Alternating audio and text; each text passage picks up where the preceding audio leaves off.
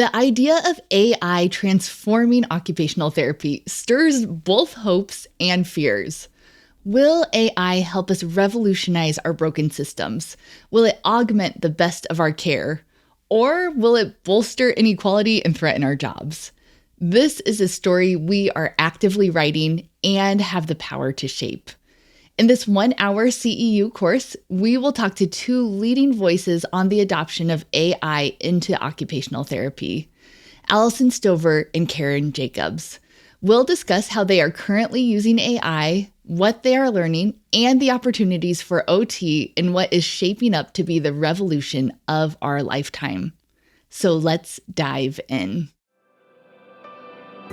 Welcome to the OT Potential Podcast, where we review new and influential OT journal articles, then invite on an expert guest to help us pull out actionable takeaways that you can implement in your practice starting today.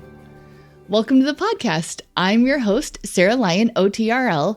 And before we dive into this big topic of OT and AI hopes and fears, I wanted to let you know that this podcast may qualify as continuing education for you.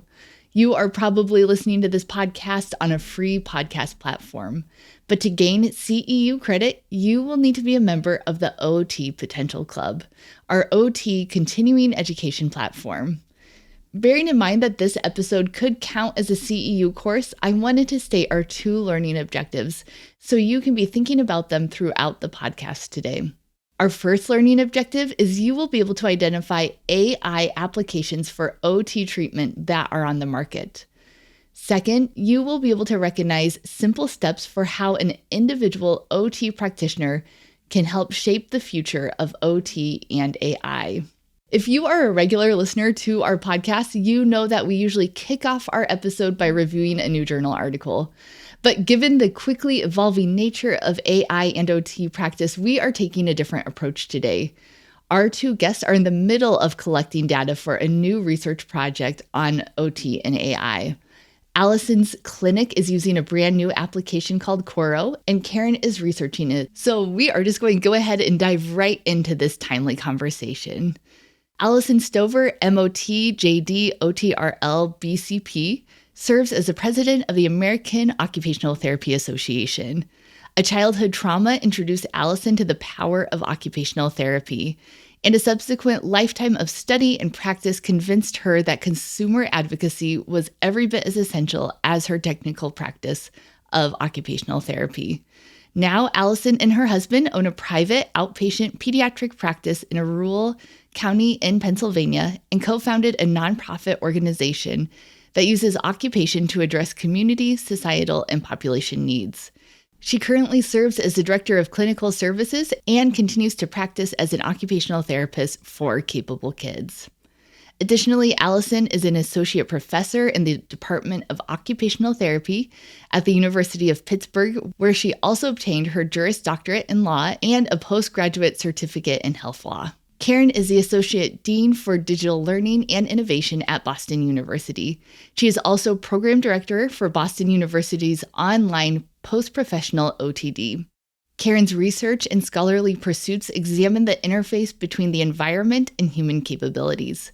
In particular, she is investigating the individual factors and environmental demands associated with increased risk of functional limitations among populations of university and middle school age students. Her research has been supported by grants from the National Institute on Disability and Rehabilitation Research, the Office Ergonomics Research Committee, and the Harvard NIOSH Education and Research Center, as well as gifts from Hewlett-Packard and Microsoft. Karen is a past president and vice president of the American Occupational Therapy Association. So without further ado, I will invite our two guests onto our podcast. Alyson and Karen, I am so thankful to have you here today to talk about this incredibly important topic. I'm going to have you both introduce yourselves so we can connect your voice with the bio that I just read. Karen, why don't you start us off? Hi, I'm Karen Jacobs, and I'm in the Boston, New Hampshire area right now. And I'm Alyson Stover, and I'm actually in San Antonio, Texas right now, but just taking a quick trip to see some fun occupational therapy outside of Pennsylvania. That's awesome. This topic of AI just feels so important right now. It feels like it's moving so fast. I'm so thankful for this conversation because this feels like a critical window almost to be talking about what do we want AI to look like in occupational therapy? What do we want our role to be to look like? And from both of you, I just want to hear how you're processing this change too. That's a lot intellectually to keep up with, but I think it's also a lot just emotionally to keep up with. So I'm so curious to hear what's going on inside your brain about this big topic. I want to start off with just asking what your aha moment was when you realized how important this AI movement was going to be for occupational therapy. Again, Karen, let's start with you. Sure. Thank you. And Sarah, thank you for having us on your podcast. An aha moment regarding the potential of AI in absolutely transforming occupational therapy was actually during a session at Alyson's clinic, Capable Kids, where one of her occupational therapy practitioners was using Korro AI, which is a platform that's data-driven AI tool to access and assess children in the clinic. Now, Alyson is conducting research with me, and I'll talk about that a little bit later. But the Korro AI analyzed the child's movement using computer vision. And what was amazing to me was to put an iPhone in particular in front of the child where we could see objective data in detail far beyond what I could discern from just looking at the child or the occupational therapy practitioner. This moment for me was significant because it highlighted how AI could act as a force multiplier in occupational therapy. It showed me that AI could provide objective data that could be used to tailor or enrich occupational therapy sessions more precisely for each client's needs. And it also demonstrated the potential for AI to facilitate remote monitoring, making OT services more accessible for those who might not be able to attend in person or might be on a wait list for occupational therapy, which is what, we are seeing quite a bit. And one last comment, because you can tell I'm so excited about AI. And again, many people thought AI was ChatGPT. We know that that's a small little part, but that AI could help occupational therapy practitioners not only understand their clients better, but to reach and treat more clients effectively was transformational. It underscored the importance of integrating AI into occupational therapy to enhance the care that we provide and to provide outcomes while maintaining, and this is really important, the human touch that is so vital to occupational therapy. Yeah, I love that concept of a force multiplier. I think that's what makes me excited, but also nervous. Like we want to force multiply the best of ourselves, not the worst of ourselves. And I think that's where all the ethics come into this. Alyson, what was your aha moment?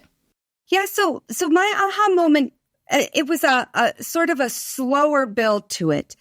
Like in the pandemic, we were able to transition quite quickly to a telehealth platform, which was great. So we had not only the clients that we were currently seeing, but we had a number of clients who were in spaces where there weren't the option for a telehealth say, hey, can we transition to your space until there's an opportunity for us to do telehealth?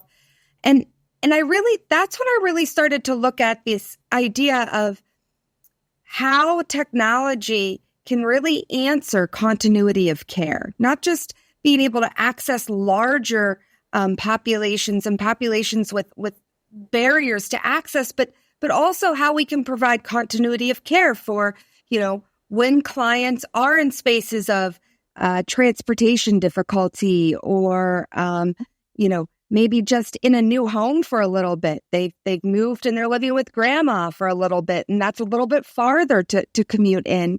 And so we started to look at this idea of, what is it? How do we manage this?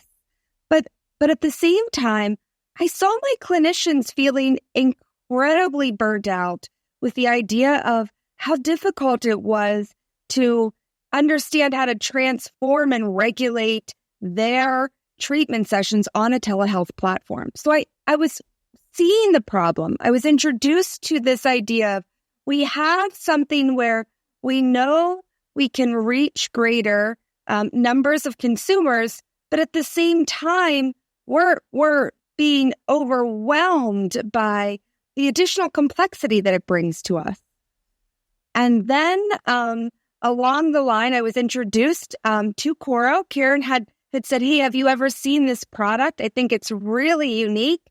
And it was there that the aha moment sort of screamed at us. What we saw was not just an opportunity to make our session a little bit more efficient, give us this space of integrating some type of clinical intervention, facilitating care, while also giving ourselves a little bit of that opportunity to be an observer versus an actor in the intervention. But then on top of it, we were given this space of incredible knowledge and information. And that knowledge and information shared with us those pieces of aha for each kiddo that we had never known before. Like, this child doesn't have bilateral upper extremity weakness. This child's fatiguing out their right arm because they have less upper extremity weakness. How do we transform the rest of the session to address that very small detail to our eye, but large detail to the child's participation and performance? And so that's when we got really excited. And then to see all of the clinicians working with me at my clinic really excited, it culminated into, oh my goodness, this can really transform our practice to a better space. When I thought about AI entering occupational therapy, I was so focused on it coming into documentation support first. And I thought that this clinical decision support, treatment support would be way down the line. So I honestly was really shocked to hear that you were using Korro, to see the website, to see what's out there already. I just want to hear a little bit more, Alyson, like from your clinic owner brain. How are you using this tool? Can you tell us a little bit more about it? I feel like listeners probably aren't immediately oriented to it. Give us a little more orientation and what you're seeing in the clinic. Yeah, this is great. So Korro is an app that can go on any smart product. So an iPhone or the Samsung phone or an iPad, any of these products. And what it does is it engages a child in play on the app. The play is a really fun story about journeying into outer space. The child becomes an astronaut. But what it does is it has a variety of different skills that it is both building as well as assessing in the child for us. So we're looking at things like bilateral control or bilateral arm use, but we're also looking at things like inhibition. So is the child able to inhibit or prevent additional or excessive body movement while they're performing? At the same time, though, because the camera is very much active in the very present moment, when the child starts to go into a positioning or a movement style that's so off from what we want them to be doing, the app itself will pause, ask the child to come back to the mirror, get back into the right space. So we're also in a place where not only is it giving this ability for the child to practice a skill, it's also giving us feedback about that child's performance in this skill. Like, wow, to me, it looked like they did outstanding. But what the camera is able to tell me is actually there was a lot of excessive core movement. And so we need to think about why they were using some additional body muscles to do that movement. But then on top of it, it's not allowing the child to stay in a prolonged period of time in doing it in a way that's inaccurate or allowing them a lot of time to perform it with excessive movement. So we have this great culmination of being able to really ensure that the child is being engaged in some of the activities like balance, bilateral coordination, fine motor pinch, and being able to see that they're engaging in those activities, but also that they're not able to engage in them in a wrong position for any long period of time. So what it's done for us is we use it in the clinic with the child. So it's a component of the session. It's a brief gameplay. We might play 8 minutes, maybe up to 10 minutes, maybe even only 7 in the beginning, right? Giving us a little bit of time, even though with that piece too, to cognitively download information without having so much cognitive effort in intervening, observing, recognizing, giving directions. And so it actually gives us a little bit of space of rest in our intervention session while the child is really participating in something meaningful. But then the Korro app can be transferred to a parent or caregiver's phone. We could do it at home, and I get to see the data of how they're doing it at home. What does that look like when they do it in the home environment versus my environment? And then we have some of our clinicians implementing it in the school setting. What does it do for them when they're in the school setting and doing this? How does their performance on a test look afterwards? How can they color, draw, follow directions after a session that had some Korro integration? But no matter where I do it, I know that child is always going to be encouraged and able to perform the activity in the just right. They're never going to spend too much time doing it in a way that is accommodating or not as efficient or not correct. So it's building the skill, but also sharing information to me. And it's actually helping us to say, this week, you know what? We thought that we needed to do more on those fine motor, those finger skills, but it looks like bilateral coordination is what really needs some help. So it's constantly informing and infusing what we're going to do next week, what we're going to refer, what type of accommodations are necessary. And it's giving us that real-time feedback in different environments so we know exactly, precisely what we need to do next and what we need to recommend next. I have like a million follow-up questions, and we'll get to some of them. But I think I want to swing it to you, Karen. I know that you're doing some research on this, so I'm curious what the research questions that came to your mind were and what you're looking at from the research perspective. Yeah, thank you. And just for your listeners, if they want to, at the same time, look at the Korro website, there's one that's specific for occupational therapy, and it's ot.korro, KORRO.ai. And I'll encourage them to look there to get a visual of what Alyson was describing. So I'm very excited, and I'll start first talking about the research, and I'd like to also share what we're doing in academia, too, at Boston University. So right now, we started a feasibility study to investigate the use of Korro AI, that platform, in traditional occupational therapy intervention with children that we've put in the category of developmental challenges. So Alyson was describing some of those: fine motor, gross motor, dyspraxia, executive functioning challenges such as that. We're in 2 clinics. We're at Alyson's Capable Kids in Pennsylvania, and we're also at Gallant Therapy Services in Maine. It's a randomized controlled trial.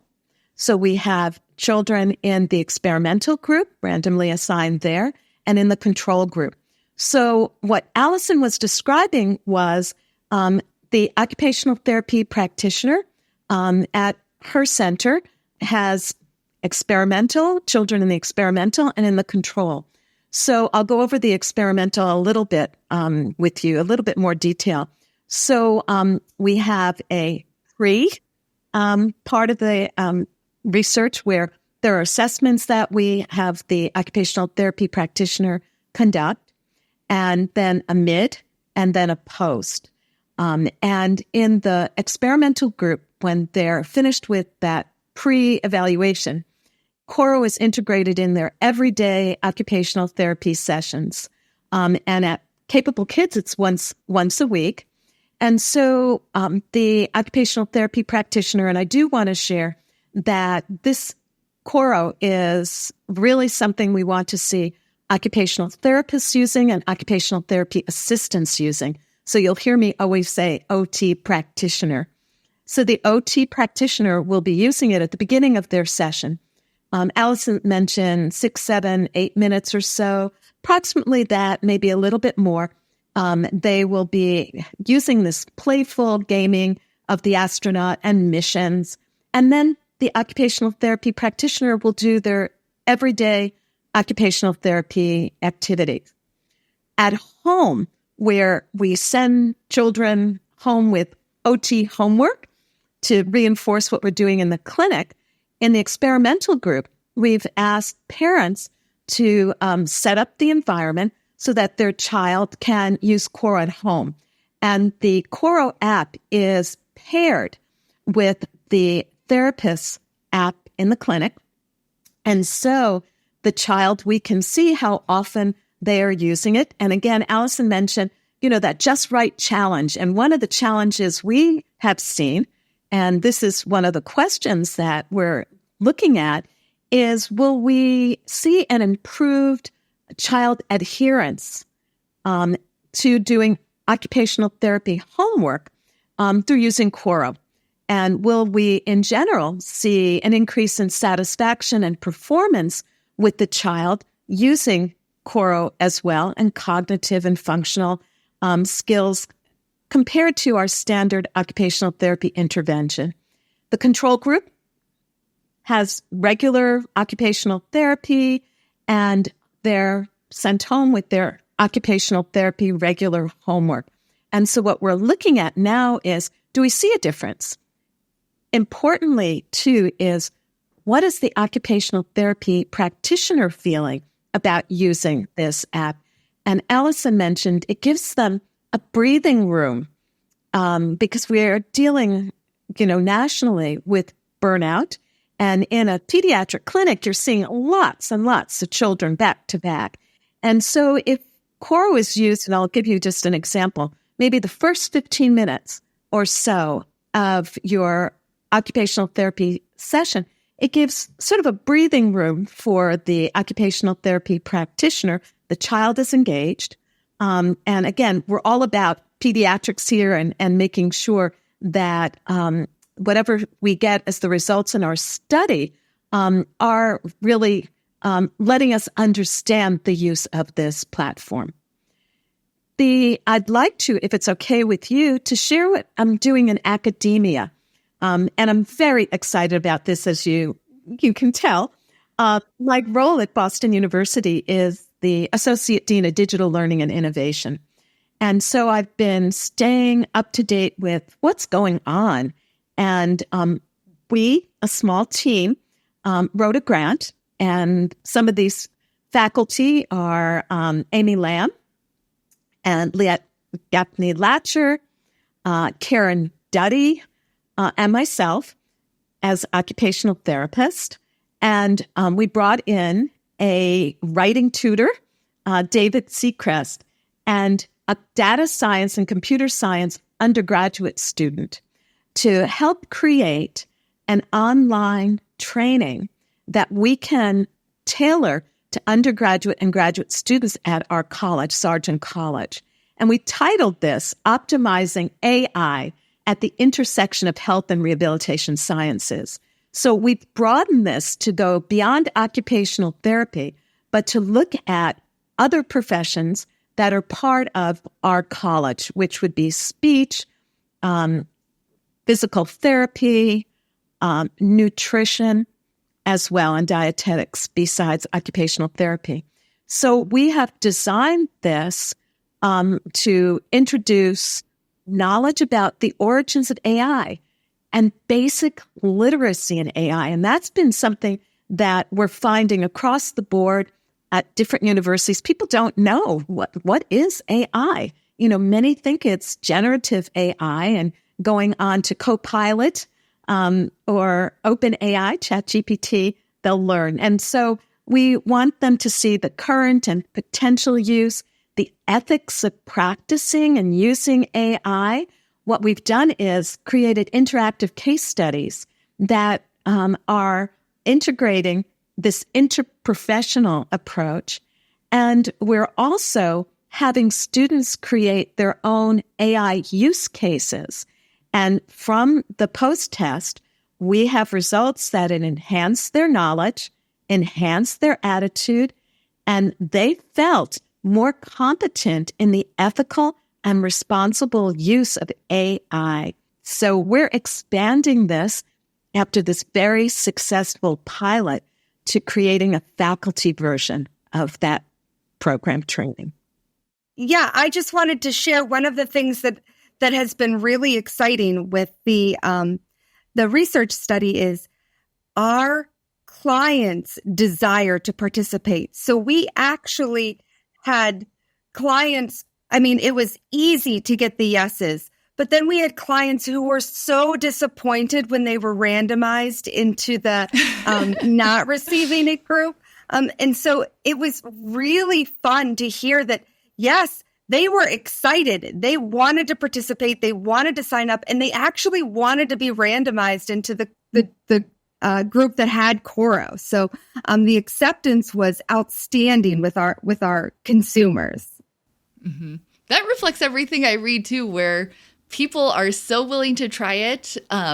There are concerns that they bring in, but not enough that those trump not trying it. Like, I think we're all finding ways to adopt AI into our lives and see the benefit. And that's going to be true in our OT services as well. This gives me such a good sense of kind of logistically how AI is in both of your work.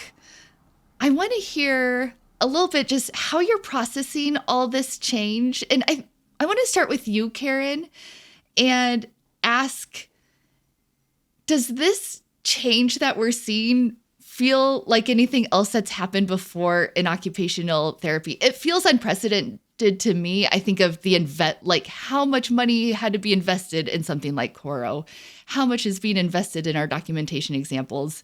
To me, it feels unprecedented. Does it feel that way to you? Well, thank you for asking, Sarah. So I've been an occupational therapist since 1979. Do the math. It's been a long time, and the profession has changed over that time in many, I'll just say many, over and over again, areas. So the potential impact of AI on occupational therapy for me reminds me of the introduction of assistive technology and adaptive equipment in occupational therapy. And just as these tools extended the capabilities of the occupational therapy practitioner and their clients and enriched it, I think AI also promises to further enhance or enrich the scope of occupational therapy. So yes, I can go back in time and say, I have seen it. But I think that what we're looking at here is just revolutionary. AI can offer personalized assessments. It can offer, virtual therapy. Alyson was talking about telehealth. It can be predictive analytics. It's really revolutionizing client care outcome for examples that we're seeing at Korro. Korro in particular at Capable Kids and Gallant. I would like to just maybe talk just a little bit more that the core of occupational therapy still stays the same. We have compassionate care. It's irreplaceable by technology. So even though, I'm seeing these waves.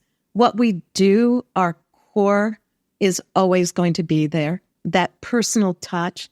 But AI is a tool that, when used wisely, can amplify the positive impact of occupational therapy on the lives of the people we serve.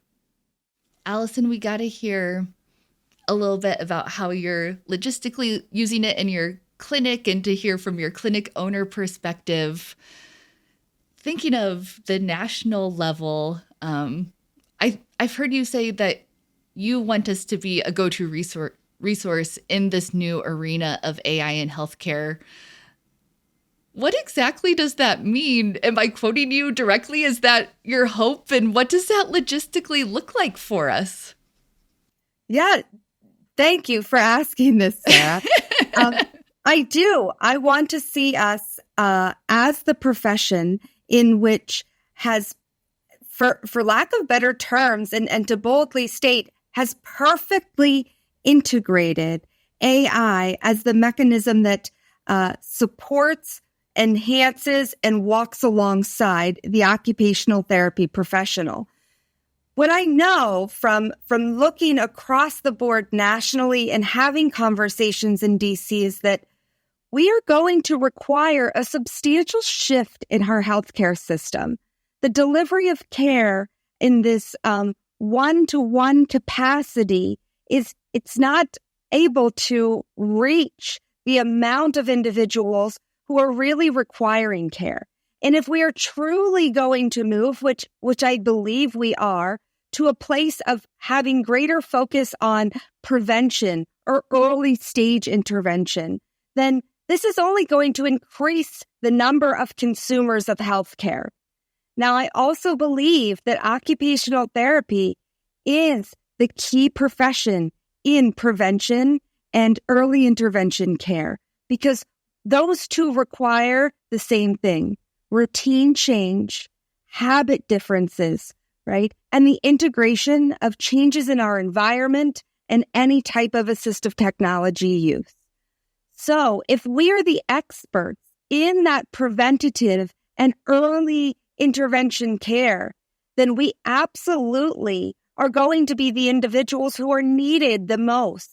And if we are needed the most, we are going to require a partner in being able to do this in an effective, efficient way that is also going to be something that grabs our consumers and says, it's easy and efficient for you as well. AI is how we're going to do that. AI is also how we are going to be able to show the world that outcomes only exist when occupational therapy is a member of that team. I worry because if we don't do that, there are other professions that might be able to mimic us or share in some of the great outcomes we can achieve with the help of AI. And so what I would love to see is occupational therapy taking hold of what is naturally ours, a collaboration with AI and utilizing it to demonstrate that in preventative and early intervention healthcare, OT plus AI is a necessity. I'd like to see us look at things like you must annually visit your PCP and your occupational therapy professional with AI training and use, and that together that is your preventative participation in care. That is your value of knowing that we are building opportunities for you to be in a space of best wellness. And so my goal, and I don't think it's that far off, is to see us really ingrained into primary care, leaders in primary care, because we can effectively use the collaboration with AI. One of my fears around the new AI platforms that we're going to see come out is that they're going to push us towards like a biomechanical home exercise program. I think in some ways those can be the easiest things to measure. And that's where, when I also involve like the PT realm into my mind, I just kind of see that being a focus because, I don't know, that feels like the easiest application. But what I hear you saying is you're talking about a whole shift in our healthcare towards prevention. That does not sound easy. How do we go towards your vision versus the easy biomechanical home exercise program vision that we know doesn't work, but we're still like drawn to because there's concrete numbers there? And that's where we've been. Yeah. So another great question. That's one of the things I love about Korro is that the individual who owns the company and has really invested the tremendous amount of not just financial resources, but personal intellect and personal resources into the development of Korro is married to an occupational therapist, right? And so he has really developed and designed with the principle of seeing that occupational therapy has to be a powerful influence in the development of the AI platform or app or whatnot.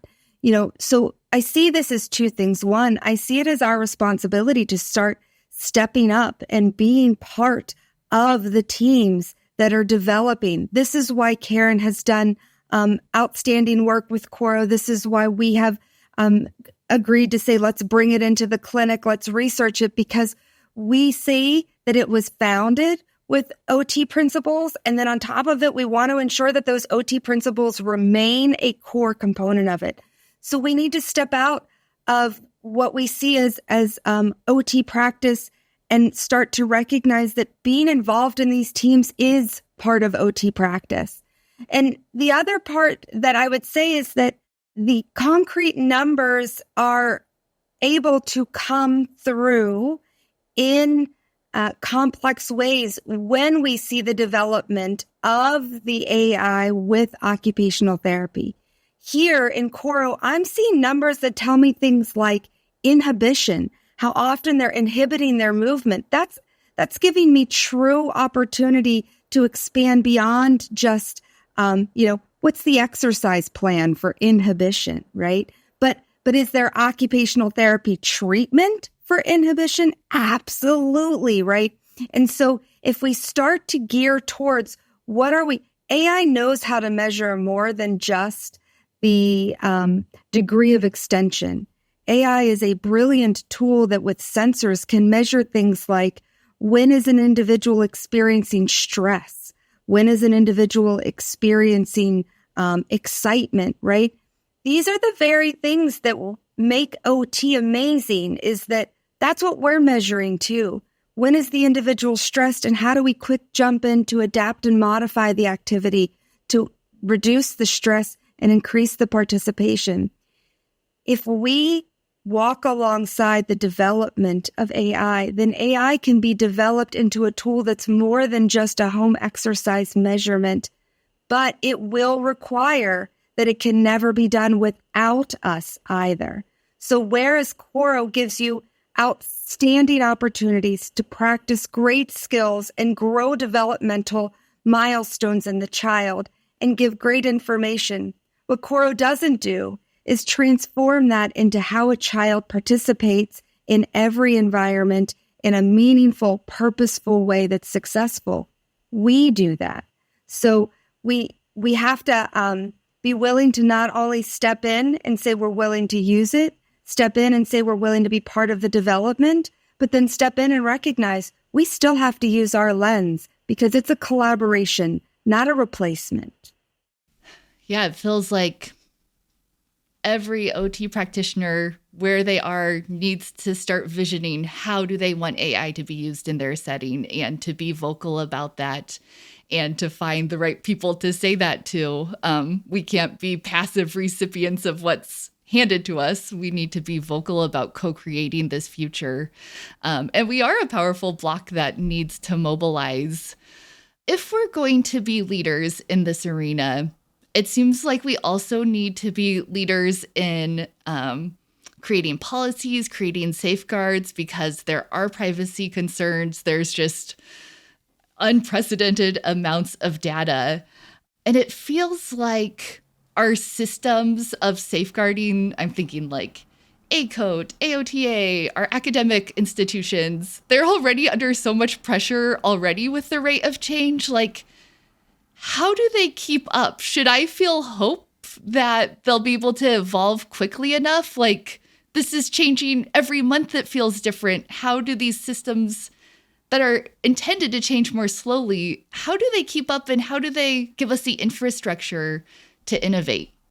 Yeah, so part of that is, again, our responsibility to participate. So AOTA exists because of the amount of volunteers that are willing to step in and walk alongside staff to do the work. It also means engaging our state associations and saying, hey, how can we help to facilitate some of this happening?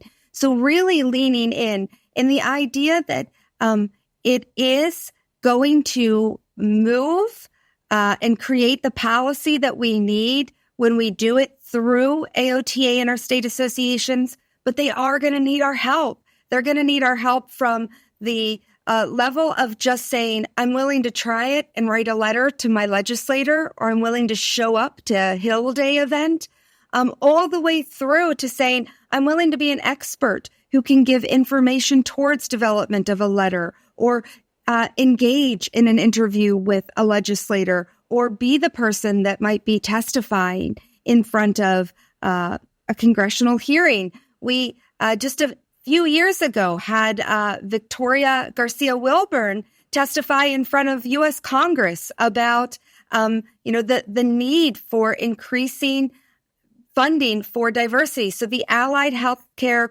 Workforce Diversity Act had testimony from an occupational therapist.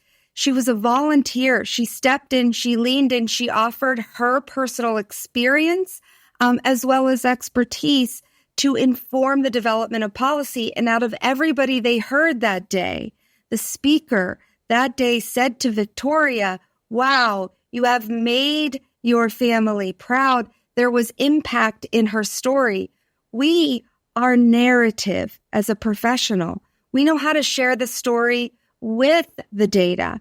And so this is going to require us being willing to say, I'll do it from small steps of taking a survey, or being willing to try it, or engaging in a webinar, listening to this podcast to learn more about it, all the way through to saying, I'm willing to be part of the policy-making process. I'll share that I hear from a lot of state associations, and I hear within AOTA, there's excitement. AOTA staff want to get behind this policy change. State associations want to get behind it because we have individuals in these spaces who are innovators and early adopters who say we need to get ahead of it. And so those working there are willing. We just need to be able to step up and walk alongside in our advocacy journeys to support that movement and change.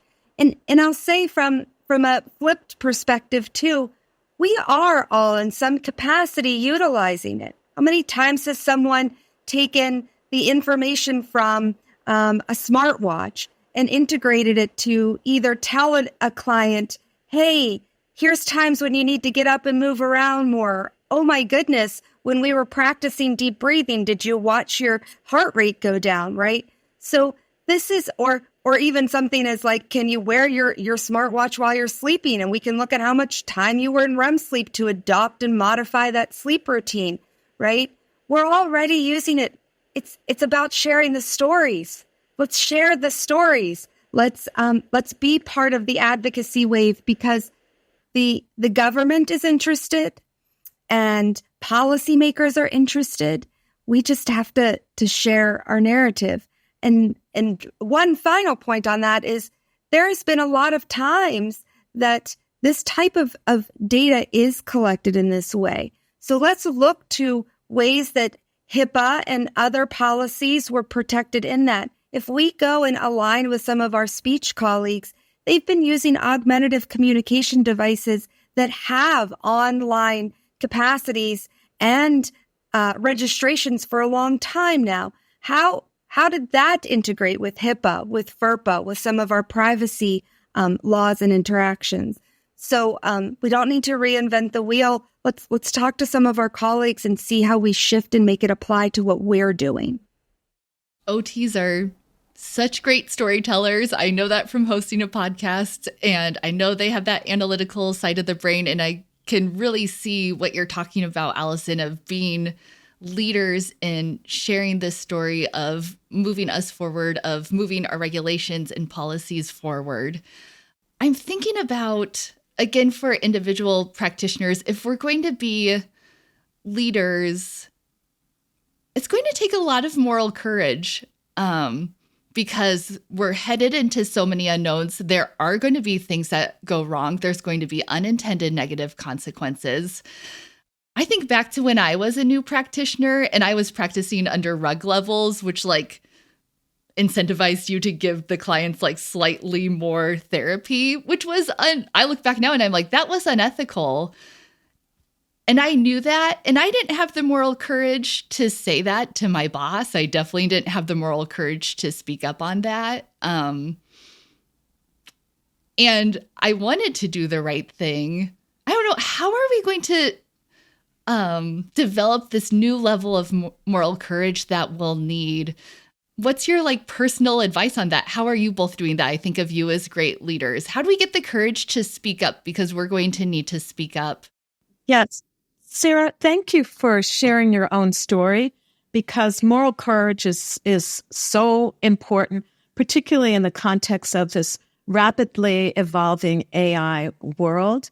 And I believe, and Alyson touched on many of those points in your previous questions, so I'll just reinforce some of those. It's really a personal commitment to continuous learning and ethical practice. And I teach ethics in one of my courses at Boston University, but I think it's a thread in all education and all practice. When, in Massachusetts, to renew our license, we have to take a course in ethics.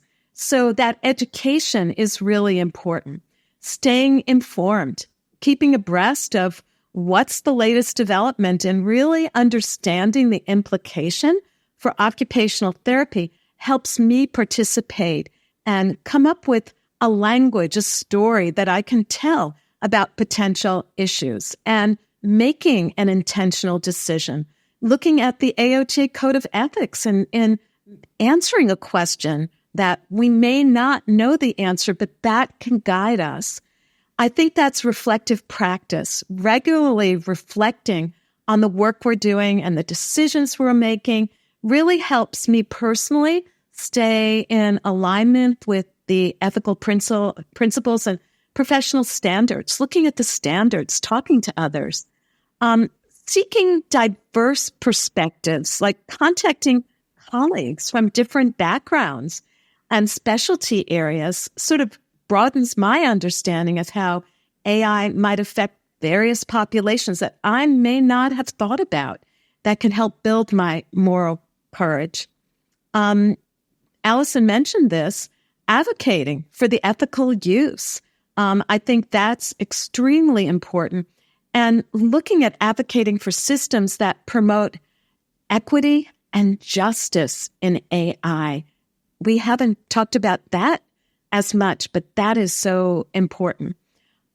Supporting transparency, making sure that AI systems are transparent in their decision-making processes. The algorithm, we've heard a lot about the algorithm with generative AI and some of the biases there, really reflecting on the information we get and making sure we understand and identify these biases. I also believe we have to encourage accountability from the AI developers and users, and making sure we understand, and Alyson reinforced that we need to be part of that. We need to reach out to companies that are creating AI, just like Korro AI has occupational therapy practitioners working with them, developing their games, their platform. We need to be part of that.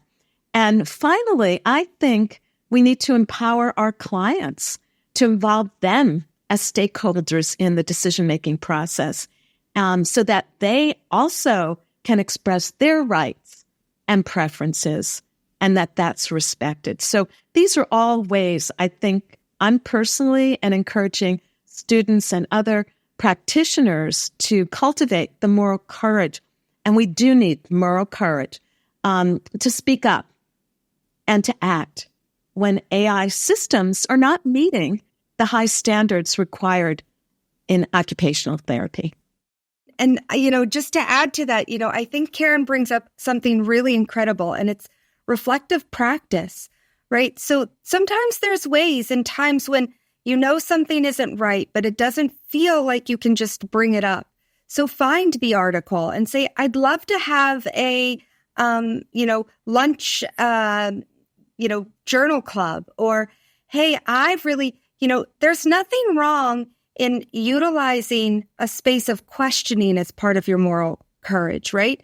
I don't understand this, or here's where I feel like I'm not providing an ethical level of care. Is there something we can do? So utilizing those questions of reflective practice as your platform or the beginning space in which to start the conversation. I think it would benefit us all to recognize, in general, people aren't trying to be unethical. And so sometimes it's about learning together. And it helps with that moral courage when we approach it from a space of maybe this individual or this system doesn't know either. And so how can we learn together? Is there something that we can do in a journal club that might illuminate where there's some ethical concerns? Is there a question I can ask that would build reflection in the system itself to say, oh, wait a minute, have we thought about that yet? And so sometimes moral courage is actually being willing to, like Karen said, be a reflective practitioner, but ask those questions out loud.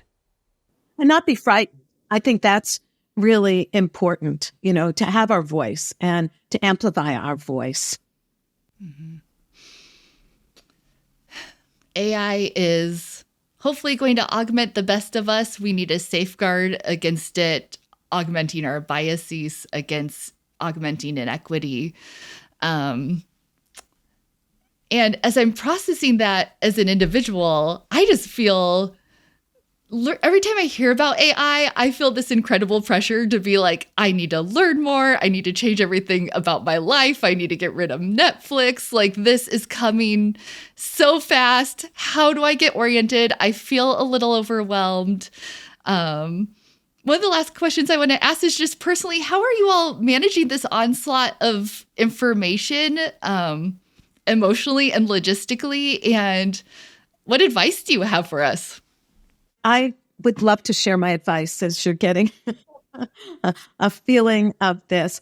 I said, just like Alyson said, it's keeping up with readings, setting up a journal club, making sure that any of the educational opportunities that are out there, that you're a participant, an active participant, not sitting back passively. For me, I am excited about this prompting growth in our profession. I encourage people to really tell their stories, be part of it, raise their hand when someone says, who's interested in being in a research project, or who's interested in taking a capstone student, who's interested in artificial intelligence. Be part of that narrative, be part of the revolution. Stand up and say, I want to participate, and I want to be the person who is playing this story, making sure this story is ethical. I want to be the one who's responsible for this and to grow the profession. We have a pivotal point in occupational therapy to be the primary profession who is using occupational therapy and AI together. And I hope with this podcast, we're challenging your listeners to want to be part of that. Yes. And I would build off of that. So, I think there are people that do incredible work for us. Like Sarah, I'll tell you, when I want to learn something about something new, I look to OT Potential. Do they have any information? Is there a podcast on it, right?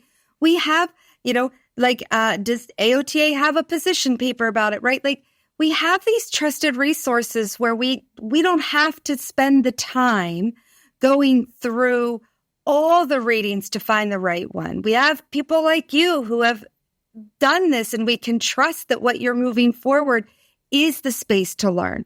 So find those trusted places and utilize what they have, the work they have done, and saying, okay, now I can minimize how much I have to investigate. I just need to find out where it is in the trusted places and learn from it. AOTA has a number of webinars with incredible experts related to AI. There's going to be a webinar coming up that we're going to do through Korro. And so, there's even some information that you can find there. And your podcasts and OT Potential always has the evidence-based components of practice, right? So go to those trusted resources, and that minimizes some of it. And the other part I would say is, this is our opportunity to be a part of the transformation of healthcare and healthcare delivery. We're going to have to learn it no matter what. But if we learn it now, then we can be part of really designing what it looks like. Look, we weren't part of the design of PDPM. And whether you are fully in support of PDPM or you're not, or you're somewhere in the middle, regardless, if you're in a skilled nursing facility, you have to read about it, learn about it, and bill under it. AI is going to transform, and it's going to be the transformation of healthcare, not just nationally, but globally. We're seeing it really be implemented and integrated into policies across the world. So let's get involved now. Let's challenge ourselves to raise our hand, to take the capstone student, to participate in the reflection, because if we do it now, then the transformation in healthcare delivery gets to be AI and OT, versus the transformation in healthcare delivery is AI and another healthcare profession that was willing to take on. So, and my final thing is, there's something my father told me years ago, and he would say to me, Alyson, remember when you enter into the field of healthcare, we have always, since the beginning of healthcare, defined medicine as a practice. Don't be afraid of your failures, because your failures are what inform us how to do better. And if we don't fail, we won't change. And if we don't change, we're actually not practicing what we were trained to do. So don't be afraid of the failures. We're practicing occupational therapy. And when we meet those failures, I'll just refer to one more person. Abe Saffer at AOTA always says, there is no one who knows how to fail better than the occupational therapy professional, because that's where we thrive. That's where we realize, okay, what do? We watch a client in participation in an activity, maybe cooking. We see where they fail, and then we design how to do it differently so they don't next time. So don't fear the failures. Recognize that the failures, we're the ones that everybody needs. We're the ones that know how to analyze the task, determine where that failure happened, and change it. So it's exciting and it's scary, but it's not new to our practice. This is what we've done for years. This time we're just encouraging everybody to be the primary partner in it. This was exciting to answer the questions that you posed to us, and we want to keep this narrative going. So if anybody wants to continue speaking with us, just reach out and let's start that conversation to make this a revolution for occupational therapy with AI. Yeah, I think before this conversation, I was feeling like I need to stay up to 3 a.m. every night and become a computer scientist. But what I've heard is We need to be storytellers. We need to be collaborators. We need to cast a vision. I know OTs have ideas for how things can be better, and things are going to be changing. So let's be active in that change. This has been very inspirational, very helpful for me. And I just want to thank you both for your leadership and for being here today. Thank you for having us. Thank you for this opportunity. Yes, thank you, Sarah. I also want to say thank you. The service that OT Potential provides for us to be able to be incredible practitioners is irreplaceable. So thank you.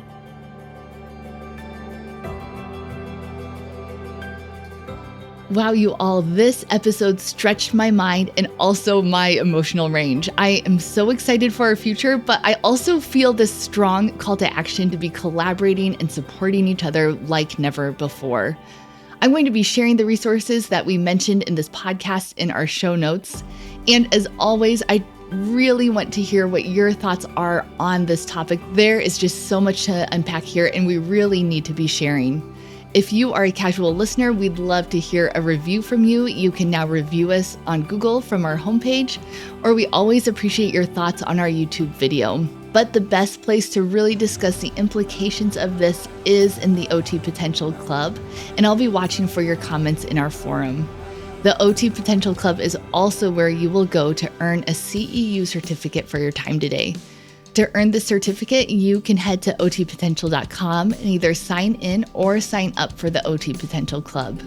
Once you are in there, you can take a 5-question test, and when you pass, we will generate a certificate for your time today. Okay, I just want to thank you so much for joining us for this conversation. I hope this podcast helps keep you informed and inspired as an OT professional. Take care, and we'll talk next time.